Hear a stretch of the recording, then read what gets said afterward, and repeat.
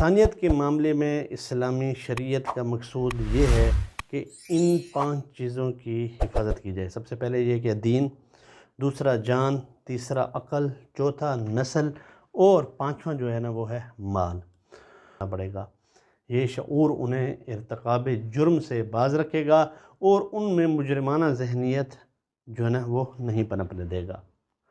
ایک سوال پوچھا ہے عبدالکریم نے گجرانوالہ سے، وہ پوچھتے ہیں کہ چور کی سزا ہاتھ کاٹنا شریعت نے لکھی ہے، تو ان کو اس پر اعتراض ہے کہ کیا انسانیت اس معاملے میں اجازت دیتی ہے کہ کسی بندے کا جو اس نے گناہ کیا ہے چوری کا تو اس کو معذور کر دیا جائے اور کوئی عضو اس کا کاٹ دیا جائے؟ یہ تو انسانیت کی تذلیل ہے اور رحم دلانہ معاملہ بھی نہیں ہے۔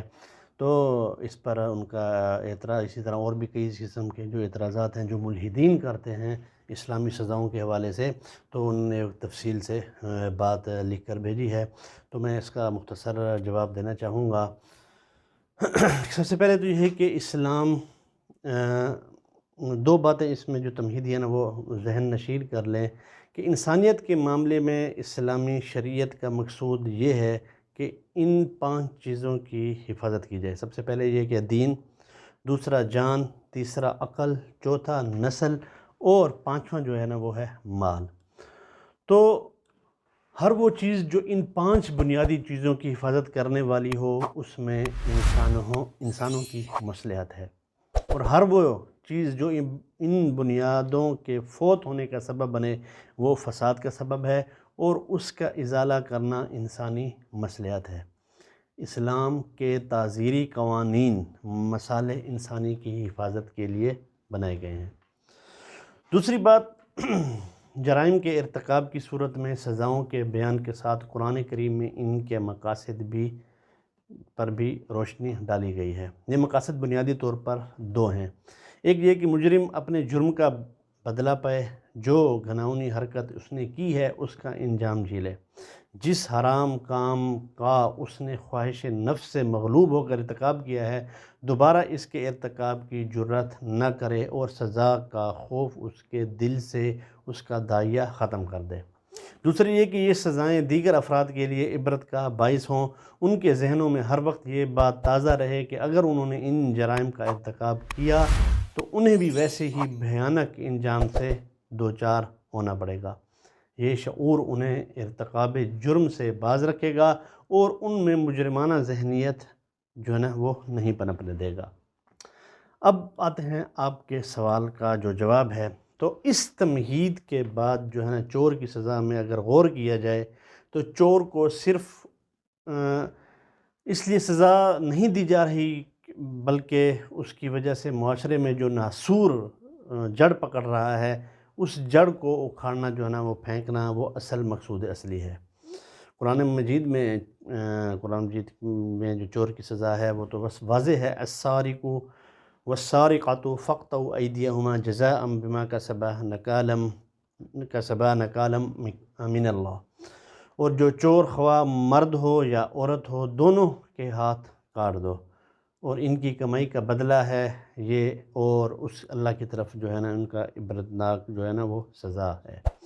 اس آیت کی تشریح میں شیخ رشید رضا مصری رحمۃ اللہ علیہ جو ہے نا وہ فرماتے ہیں کہ اس آیت میں حد کی علت بھی مذکور ہے، یعنی ان کے ہاتھ کاٹ دو، ان کے برے اور گندے کام کے بدلے اور وہ اس لیے کہ یہ سزا دوسروں کے لیے عبرت بنے۔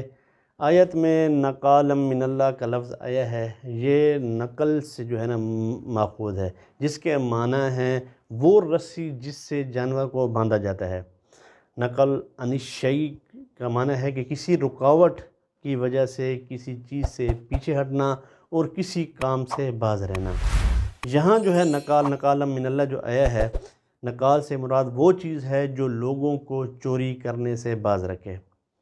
اب وہ کہتے ہیں کہ اللہ کی قسم چور کا ہاتھ کاٹ دینے سے اس کو زندگی بھر جو رسوائی ہوتی ہے، اس پر ذلت اور عار کا جو داغ لگ جاتا ہے، وہ دوسروں کو چوری سے باز رکھنے کے لیے مناسب ترین سزا ہے اور سب کو اس سے باز بھی رکھے گا، جس سے لوگوں کے اموال بھی محفوظ ہوں گے، ان کی جانوں کی بھی حفاظت ہوگی۔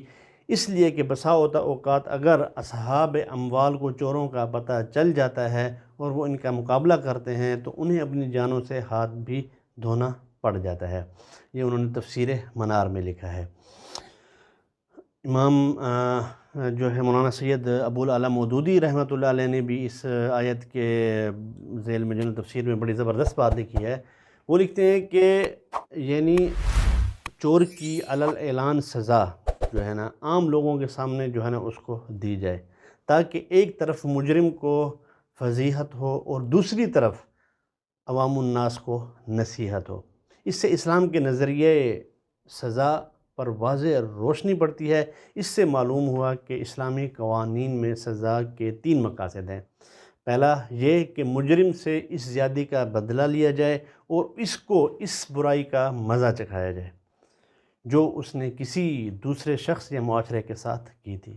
دوسرا یہ کہ اسے اعادہ جرم سے باز رکھا جائے، اور تیسرا یہ کہ اس کی سزا کو ایک عبرت بنا دیا جائے تاکہ معاشرے میں جو دوسرے لوگ برے میلانات رکھتے ہوں ان کے دماغ کا بھی آپریشن ہو جائے اور وہ اس طرح کے کسی جرم کی جرات نہ کریں۔